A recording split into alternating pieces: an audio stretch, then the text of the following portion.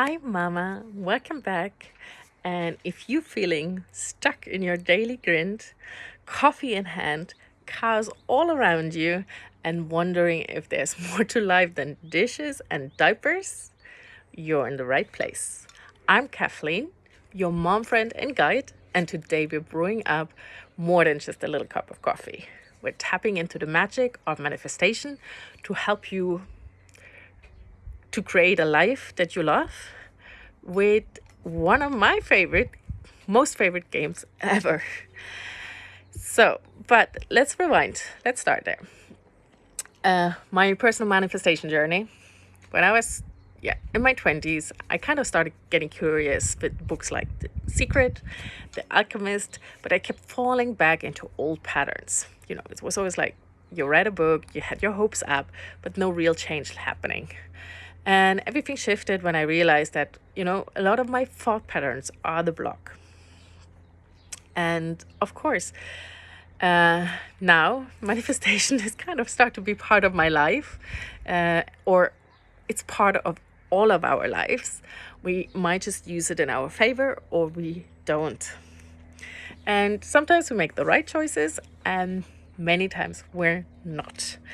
And I think it's really important to know that manifestation isn't just magic dust.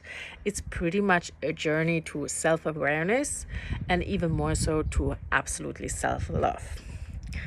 If you wonder what I do here, I have my kids in a walker and I just kind of move them so they stay asleep while I'm creating this video here. And coming back to manifestation, I want to be transparent. In some areas, I feel like I can wish something and the manifestation comes really easy. It comes into my life very quickly, very easy, and it feels good. And and in other areas, I just feel so stuck. And the first thing is, of course, it's okay to just accept and let go and release. And it also is a clue that something isn't working 100%, that there is something deeper to explore. And this stuckness can come in so many ways. I was just coaching a client of mine where actually her stuckness came in the form of a burnout. She wasn't able to continue her work life the way she used to. She got burned out, and now it was time to actually look what this physically,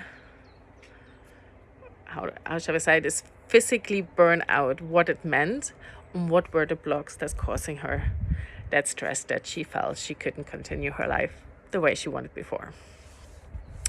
And just on a side note, you can click the link in the notes below where you find my freebie, Moms Unstuck.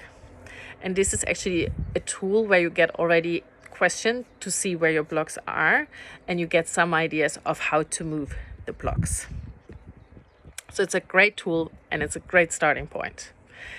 And now I'm talking about manifestation, and you might wonder, what's she talking about?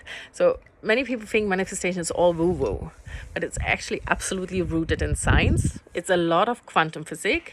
Not all of us, or not all of it, we can grasp in our mind because, well, the universe is so complex that we actually don't really can understand it ourselves. Like, just to show you, we don't know where a thought actually comes from. Yes, we know we have it, or maybe we don't, but we actually don't know where that thought is coming from. We don't even really know why there is an Earth in this universe. say the planet Earth. How did it really came about? We have some ideas, but actually we will never probably truly know. And if you think from a scientific side, thoughts and emotions carry an energy. And we all have heard that this like attracts like, law of attraction, which means when we vibrate, my own story, a lot of overwhelm and tiredness, we're getting more of it. I felt that was like a mean cycle, because when you feel tired, to not feel tired was really hard. But knowing that as long as you stayed in that state, you kind of attract more of it. And of course, if you look at many people, like, I don't know if you have that experience, sometimes you start with a cold and you don't listen to the signs of your body, and that cold turns into a proper flu, and you actually feel much longer sick than you wanted to be. Uh, I think that's kind of like, yes, when you don't shift your energy and look at it, then your body just doesn't want to kind of respond to it. But I don't want to talk about the science. I don't want to talk about the thing we don't want to focus on. I want to talk about the joy game, which is, I love this game. I love this. It's a little game and I find it funny, and it's beautiful actually to also play with your children. So just invite them along. And it's a bit, you need to spend a little bit of time. And like I said, you can invite your kids, you can invite your kids along and just figure this out together. So that first you maybe brainstorm some joy sparklers, little things that make you feel happy, alive, and joyful. And then you either do some of them straight away.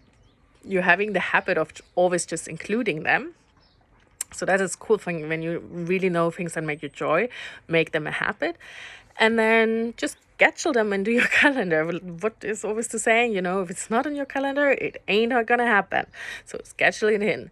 And just to spark some ideas on how to fall in love with your life. This is kind of how I call the joy game, or it's a different name.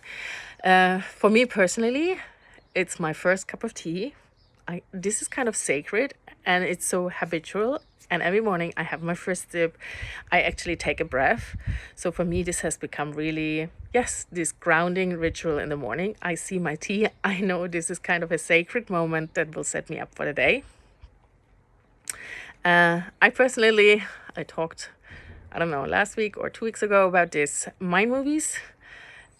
I find them fun. I'm not doing them every single morning. I have periods I do them a lot, periods I don't do them so a lot, but in general, I do enjoy them. So for me, they're part of the morning routine as well. I'm a huge fan to dance with my kids. I don't know, just putting music on and doing silly moves. So doing a dance party extravaganza. We actually just got, as a family, Twister. And it's hilarious.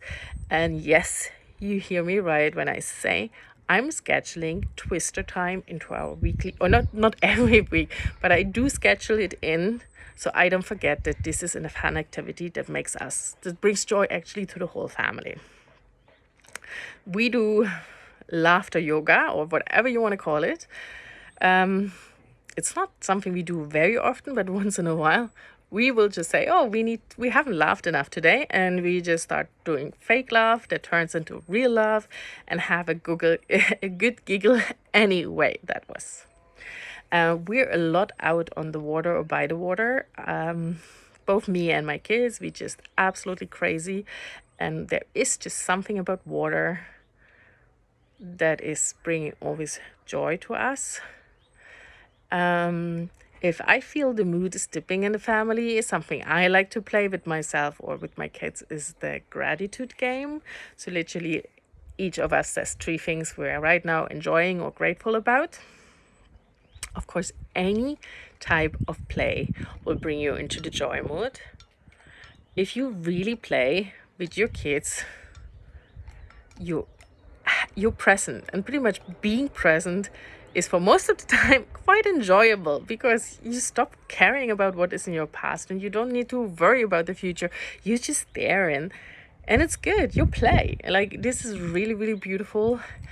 And then reading bedtime stories, cuddling up in the evenings is something, I don't know, each night I read a story to my kids that is actually bringing both me and my family pleasure and joy. And many of these things, of course, they calm your nervous system. So they're not bringing only joy to you, they calm you down and settle your nervous system, which is absolutely crucial. Because then, you're raising, so to say, your energy. I wanted to end with a few other manifestation hacks, and I wrote them down, so I'm reading right now. First one is be specific. So instead of just saying I want joy, say I want morning giggles with my kids. Like, when is it in the day you want to bring in more joy, and what active step can you do it? Visualize it. Like, even when you have a hard day at work, visualize like, oh, I'm gonna play this afternoon, Twister with my children. And then trust the process. This isn't about control. It's not filling your schedule with even more things to do. If that's how you feel, then step away back for a little while. Then this isn't the time to start playing the joy game.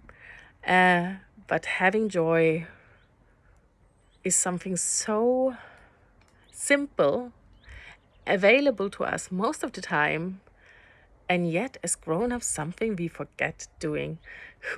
I don't know, it wasn't that long ago, I heard a child saying, like, when they were asked about what a grown-up is, and they were like, they're the serious people who go to work. It doesn't need to be. And if you're here and listen to that, I also know you don't want it to be the truth.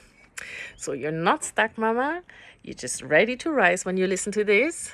Try it out. Click the link below if you want to get the free guide Moms Unstuck to uncover some of your belief patterns that might need kind of a boost up. And let's start to create the joy and magic together. One moment, one day, one laugh, one dance party at a time. From one wildly rooted mama to another. Let's keep growing and glowing together.